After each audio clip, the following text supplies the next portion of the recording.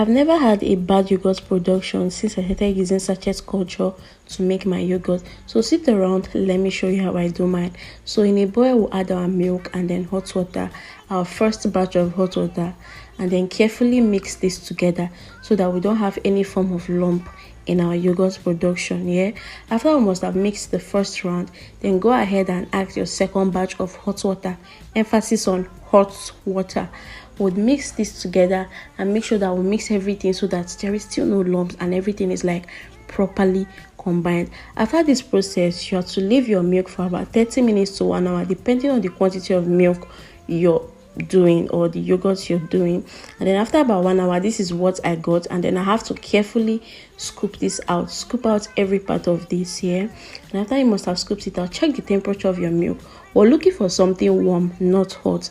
And by the time you must have checked it, now transfer your sachet culture into a bowl. This is what it looks like, and then scoop out small part of that milk. Mix everything together because you want to make sure that this is properly dissolved before you transfer it into the main milk. Yeah, and after you must have transferred it, stir it together to combine everything, and then sieve. After you must have sieved it, mix it again, and then just cover it and keep it in a warm place for about 8 to 10 hours. But to be on the safer side, leave it for about 10 hours to give you the better results here. And after 10 hours, this is what mine looked like. It was so thick. Okay, and then this is it. But then we'll now have to continue. We'll transfer it to a bowl. Just for sweetening, we'll add 1 cup of sugar. I use 1 cup of sugar for about half pint of milk. Yeah, and the taste is nice. It's very okay. If you're not looking for something extremely sweet, 1 cup of sugar is very okay for you.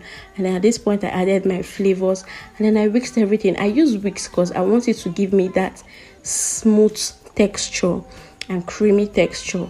Yeah, after you must have mixed everything, it might be a little liquid at this point, but don't worry, because once you put it inside the fridge, it's coming out super thick. So the longer you leave it in the fridge, I didn't say freezer, the longer I leave it in the fridge, the thicker it will get. But I left mine for about 1 hour because I have to use it for perfect that same day. And yeah, you're just good to go. Thank you for watching.